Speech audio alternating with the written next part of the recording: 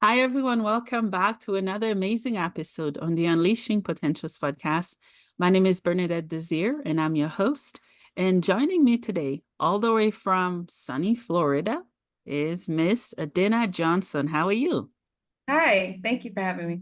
You're welcome. Is it actually sunny there, or I'm just imagining? No, you're I am. That's that's okay. that's an imagination. Today it's all cloudy and weird. Oh no, it's winter here, so I gotta keep the dream alive to stay warm. Well, it was actually 70 here yesterday, and I was like, "Ugh." But today our weather is so wonky. So Yeah, yeah. Have you always lived there or you moved around a bit? no, I was born and raised here in my town that I live in now. I moved away for 7 years. And then when I started grad school, I moved back. I Hmm. actually chose a grad school because I was living in Cocoa, Florida, which is about 2.5 hours away, but I suffered from some major homesickness. After about 7 years, I wanted my mommy. That's awesome. Well, Adina, welcome to the podcast. Thank You're welcome. Can you start by telling us who you are and what you do? Yes, my name is Adinah Johnson. I am a retired psychology professor. I was a psychology professor for 20 years. I'm also an author. I authored the book Butterfly Blue, The Pain of Infertility and the Power of Forgiveness. I'm a marriage coach with my husband. We became marriage coaches in 2003. Mhm. So over 20 years. I'm of course, I said a published author, and I am also the host of Black Butterfly, Black Pearls podcast. And I started that with my friend of over 45 years after I retired from being a psychology professor, and I was a youth counselor for 14 years, and I'm a wife and a mom. Wow, you've been busy. That's awesome. Let's go back a little bit before we dive deep into getting to know you and the work that you do. Tell us, what was your childhood like? Oh my gosh, my childhood was I grew up in the 70s. Mhm. So it was big hair, loud music. Oh, it was amazing. My childhood was really good. I grew up with a single mom who was determined to buy a house for her kids and riding bikes on Christmas Day and all that stuff. It's just Yeah. fun. And it was just my mom just made it a really good childhood. She tried to, we traveled a lot. She Mhm. worked a lot, but she also showed us a whole lot of love. Mhm. Yeah, that's awesome. Sorry, my cat's in the way. Yeah, that's awesome. So would you say your parent overall supported the work that you did or continue to do? My mom is the most supportive. It's so crazy because I did all the things because she told me I could do all the things. Hmm. So she just always told me, do everything, do it all, try it all. Yeah. And so she was so unbelievably supportive. Hmm. So Yeah. yeah, even now, it's so funny because my podcast partner, we talk about it.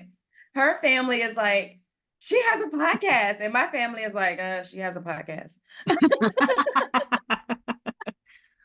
Because they're so accustomed to me, being the first one to graduate from college, Mhm. first one to have two master's degrees, first one to be a published author. They're just over me. They're just not, they created a monster. And so here I am. Yeah, that's awesome. So give us a scenario of what your experience was like as a psychology teacher. A psychology professor, yes. Because I was a youth counselor for 14 years, I just Mhm. saw a whole lot when I was very young.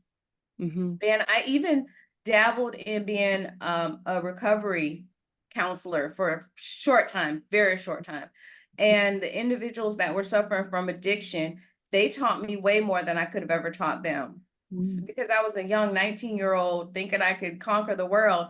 But that world of addiction was so different from anything I ever expected. So I really brought in all of that experience as a youth counselor and an addiction specialist. I brought all of that into teaching my students to be the best, caring, loving individuals supportive to support their clients. So Mhm. that was one of the things I did. I also taught industrial psychology, organizational behavior. So I taught them how to be better managers, and because my master's is in management and human resources, so it just really fit as far as them working in the workplace. So I had different students. Some of them went the counseling track, some of them went the corporate America track. So I just try to be the best instructor and support them in their endeavors in their journey. So I always wanted to encourage them with wherever they was motivated. So Mhm. I did that for 20 years. They sent me a note last year saying, "You've done 20 years and 4,000, some god awful number." And I went, "You know what? I think I'm done. I think it's over for me." Yeah, how did you come to the decision to be done with that chapter of your life? Well, because my husband he's really big into financial independence. So he was moving Mhm. toward retirement. And, me being an overachiever, I said, he's not going to outdo me. So I was like, I'll beat you to it. So Yeah, that's that's pretty awesome. much how it happened when they said I've done over 20 years. And I thought, you know what? Yeah, I think there's no more for me to do. Mhm. So I'm just the type of person, if it doesn't make sense, if I'm not enjoying it, I'm gonna move on because life is way too short. Mhm. Yeah, that's awesome. So you work with your husband, correct, as a marriage coach. Tell us more. Okay, we have our marriage coaching is on Nick Nik and AND Adinah Adinah on YouTube. So Mhm. what we did, because we've been doing that for over 20 years, we've seen so many countless couples Mhm. in their marriage. We've seen couples that have been married 10 and 15 years. So, and so we thought, man, this is a good opportunity to put it on YouTube. One of his philosophies is teach everything you know. Mhm. And so it's so important that we put those things out there, those tools out there, because here's the thing, as a married couple, it's not easy. It's difficult if you make it difficult, but it's doable. Mhm. So we want individuals to not have to wait till they go see a counselor. We want them to have the tools to work on their marriage today, because you're not going to always have a counselor. You're not going to always have that person that you can see every other Tuesday. And you have to deal with your issues today so you can get on with being happy and healthy and loving each other. Yeah. So we put everything out on YouTube that we've Mm. taught for over 20 years. We just kind of put a whole Mhm. dump and just put everything out there. We have more stuff out there that we could add to it, but if any Mm. individuals want additional resources, we have it, because it's like, hey, we've been doing this for a really long time, and Mhm. marriage is the best thing ever if you do it right. I love that. How would you define a marriage? I'm not married, so I'm clueless. So tell us, how would you define it? I define a marriage as two people working very hard to outlove each other. I love that. I really, really love that. Yeah. What are some success stories that you've heard of? Oh my gosh. Well, some of the success stories that I've worked with, I just had a couple recently, and it was kind of a generational family. Mhm. And this particular family, the father is also a counselor, but he Mm. handpicked me and my husband to work with this particular his daughter before she got married. Mm. And we were in the process of changing philosophies and different things, but he had watched us for about 12 years work with countless other couples. And so he handpicked us to work with them on their counseling journey. Mhm. And she was working on her master's at the time. And it's so crazy because this particular young lady, when we were talking to her before getting married and engaged and all this stuff, she goes, "I'm not going to tell any of my business." And I went, "Well, I'm not going to waste my time working with anybody like that." I'm like, "Don't waste my time. I'm not doing it." Mhm. Fast forward to about 5 years, and she was ready to get married, and her dad hadn't picked us to work with her. And now she is one of our biggest advocates. She's like, "Hey, they're amazing counselors. Work with them." And I want to say so bad, do you remember I think we've talked about it years ago, but I don't keep throwing that up because I'm like, we all have to live and learn and grow. And Mhm. so now she's a mom. She has two beautiful children and her marriage is thriving and she's very happy. And so those are one of the success stories. We have quite a few where we go back and see couples in the community and we're like, you've been married 15 years. This is crazy. And you have children running around and you were still, you were at the very beginning phase of wondering if this was going to be your life. So yeah, we have amazing stories like that. One more where our children, me and this young lady was pregnant together, and our children, they go to their birthday parties together. Now they're both 13. Wow. And we counseled her before. And I just told her just recently at the last birthday party, I said, you know what? You are doing an amazing job. I'm so very proud of everything that you're doing. And, you guys were determined to make it work and to get this right. And I'm just elated. So I'm sorry, I told you about three different Oh, couples. no, it's okay. It's all good. But yeah, I'm really happy with some of the things that we've done and how we're growing community, because I think a lot of people don't understand, when the two shall be one, you're no longer one, there's a brokenness. And we've all seen individuals who have talked about getting divorced back in 19 whatever, they're talking about something that changed their whole trajectory of their life, not only their life but their children's life. So when you have a divorce, it can change generations. And so it's so important that we get it right the first time, that we get it right. And we've all seen couples that are saying, oh man, I should have just stuck it out, I had a difficult time. And we heard Michelle and Barack Obama where she said, I didn't like him for 10 years. And people are like, ooh, but that's real. That is so real. How many of us, I mean, I have a teenager now, and I'm like, kid, you don't have a clue, so we go through those times, even people that we give birth to, that we just are struggling with them at that time. So let's be honest about it, but let's do something to grow and make it better. Yeah, I agree. Yeah. Yeah, you're right. It does impact generations. I'm from a home where my mom and dad got divorced very young. There was abuse and infidelity and all of it.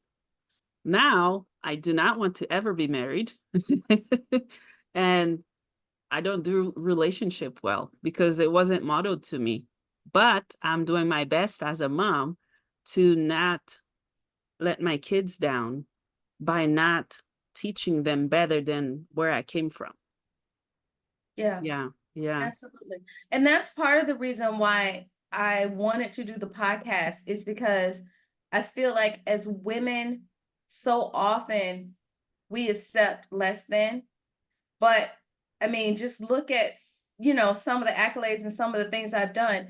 And there's no absolute reason for me to be in this space as a psychology professor. I was always told, you're not college material. Then I became a psychology professor for over 20 years. Mhm. You don't write well. I'm a published author. So I think it's so important that my friend and I, we've been friends for over 45 years. We became friends when I was 6 and she was 5, but we're now encouraging the next generation to not accept less than, Yeah. to Yeah. go ahead and conquer everything you set out to. It is Mhm. so important. And so if I can do it, you can do it. And that's why we started the podcast, because we encourage younger women.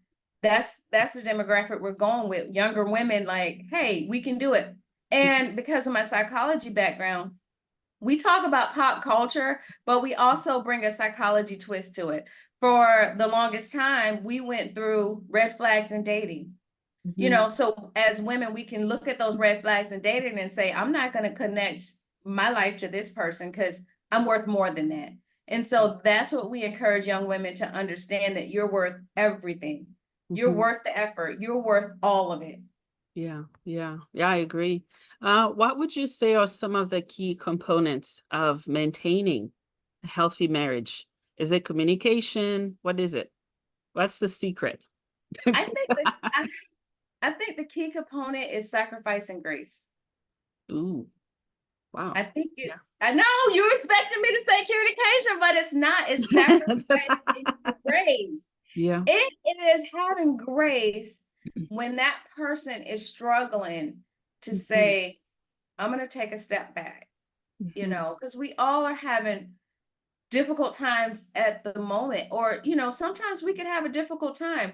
Right now my husband is working on a major personal goal, so that gives me an opportunity to take a step back and care for him. You mm, see what I'm saying? Because yeah. that's what I mean by sacrifice. Mhm, So if that means when I cook, bring his plate upstairs and let him eat so he can work where he is, and tell the kids, hey, daddy is working on a major goal. So that's me mhm, stepping in and sacrificing some time to say, hey, we are working on this goal together. mhm, And so by me being able to do my part and encourage him and push him, mhm, then I mean, because he's done the same thing for me when I'm writing all night, and then I need to sleep till noon because I'm writing this book and I'm getting this goal out. Then he, picks up the baby. He wakes up the baby. He, feeds the baby. At the time I had a smaller child, but he mhm, does what needs to be done and encourage me and help me and say, hey, I know this only for a short time and we can get past this. We can do this, and encouraging each other. And so that's what I mean by the sacrifice and grace, to say, not to sit up and say, because a lot of people say marriage is 50-50. No, it's 100-100.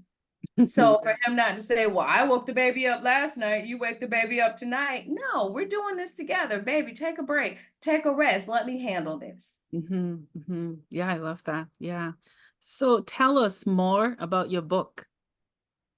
My book, that's one of my babies. One of my babies. How did you Um, come up with the title? ah, okay, so here it is. A lot of people don't get this information. Mhm, Butterfly Blue, The Pain of Infertility and the Power of Forgiveness. My husband told me right before my 36th birthday that he wanted to have a child biologically. And I had seen a whole lot as a youth counselor, as a young youth counselor. So I had told him, I said, we got together when he was 21, I was 24. So we got together very young and we didn't want to have children. Well, we announced at our 10-year wedding anniversary party that we were pregnant for the first time with our first biological child.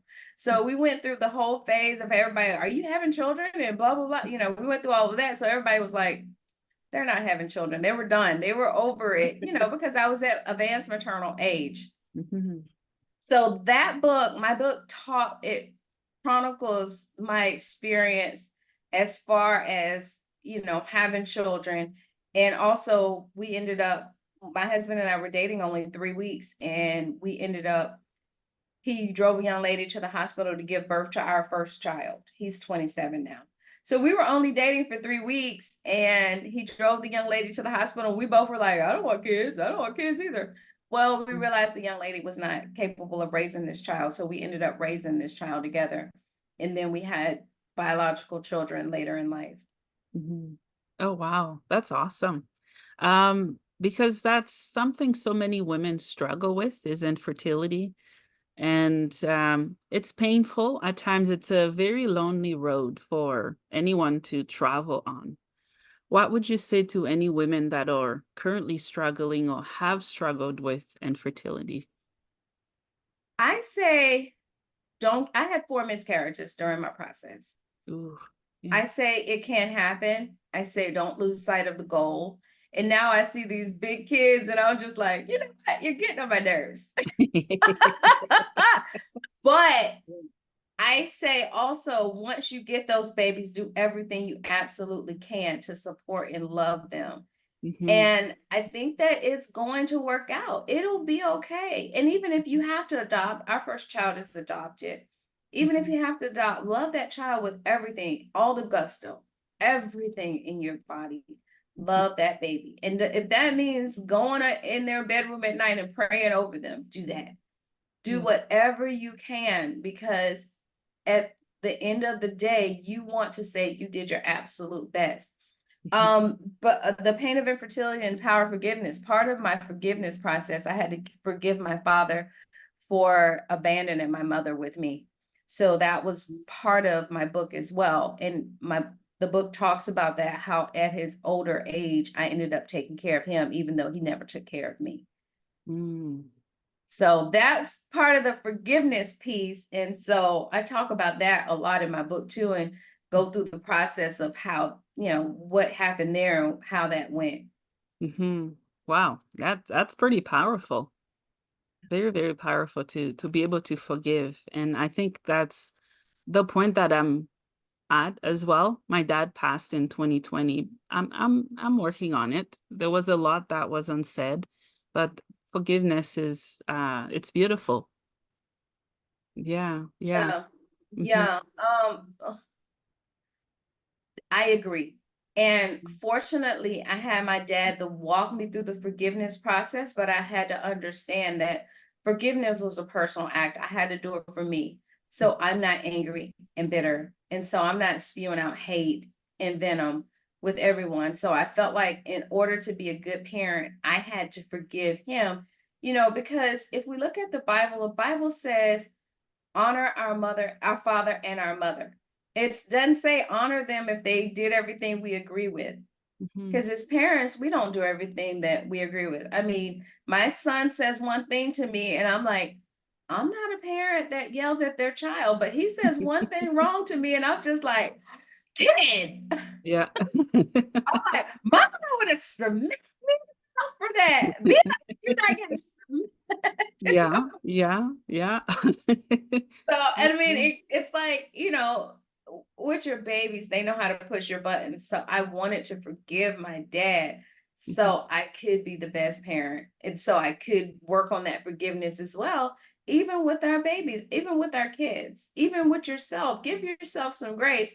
But forgiveness is a process. I think so often individuals say, oh, I forgave so and so.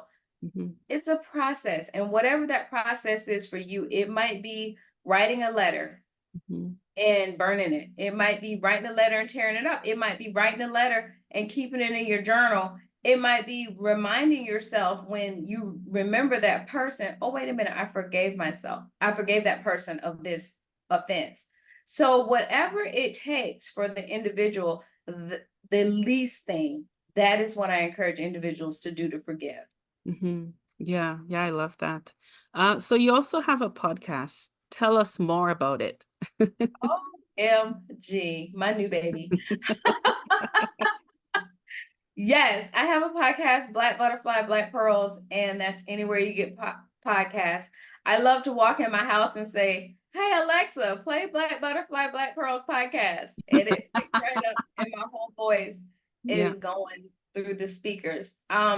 Again, my friend of 45 years, over 45 years, she Mm. agreed to do the podcast with me. After I retired, I said, "I'm doing a podcast," and she goes, "I'm doing it with you." So it's almost like a love letter to Black women. It's almost like not necessarily Black women, but a love letter to women, because I think all women have struggles. Mhm, And so it's almost like that, just at a girl, something saying, hey, you can do it. You can do it. mhm, I bring in research, like I said, I bring in, right now we're doing 100. I always have all my research here, but right now we're mhm. doing 101 questions to ask your partner. Oh, So wow. that's always fun. So right now, before we did red flags in dating, before that we did gaslighting in dating. So I always bring in research so we can learn a little bit. And my podcast partner, she's like, I don't believe in that research, and I'm like, girl, yes.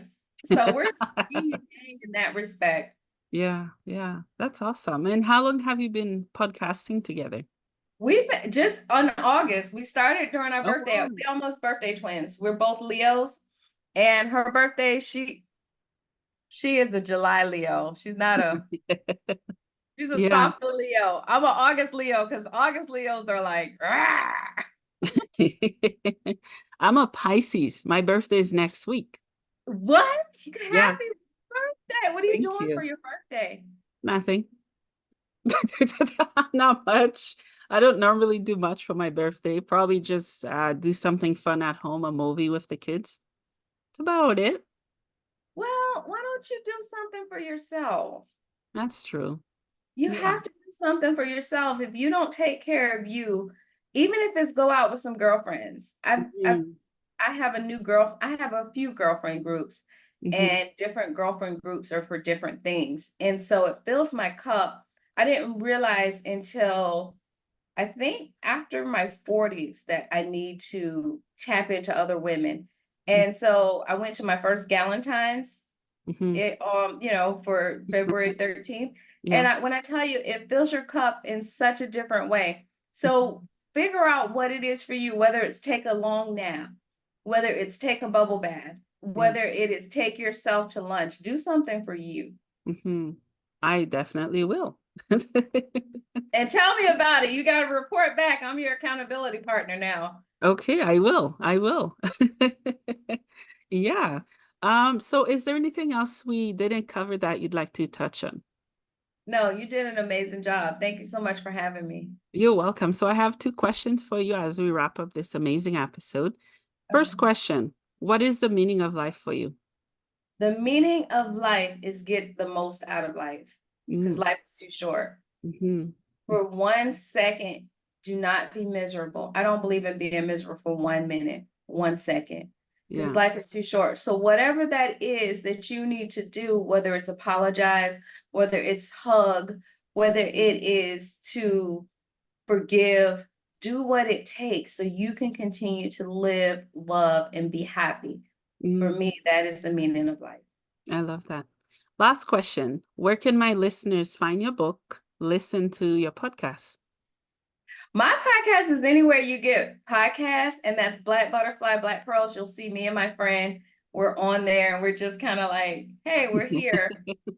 Yeah. And that's anywhere. I make a point to put it out everywhere. Mhm. And so, and my book is on Amazon, but you have to look up my name, because if you look under butterflies, you'll find everything. Oh, and I didn't answer one question. I'm going to answer that for Yeah. you. Mhm. But so it has to be under Adinah Johnson, Adinah. If you look under my name, my book will automatically pop up. But if you look under butterflies, you'll get butterflies everywhere, or blue butterfly. Yeah. The how I got the name of my book, and you asked me that earlier and I didn't answer it. Mhm. Butterfly Blue, my maiden name was Blue. So my book is Transformation of Blue, Mm, Transformation of Me. mhm. Ooh, I love that. I love butterflies. There's such a significance to their existence. Yeah, Yeah, yeah, that's awesome. yeah. Yeah, so I guess that concludes our interview. And I want to thank you for your time today. Thank you for sharing and keep podcasting. Great things are coming out of it, I'm sure. Thank you so much. You're welcome.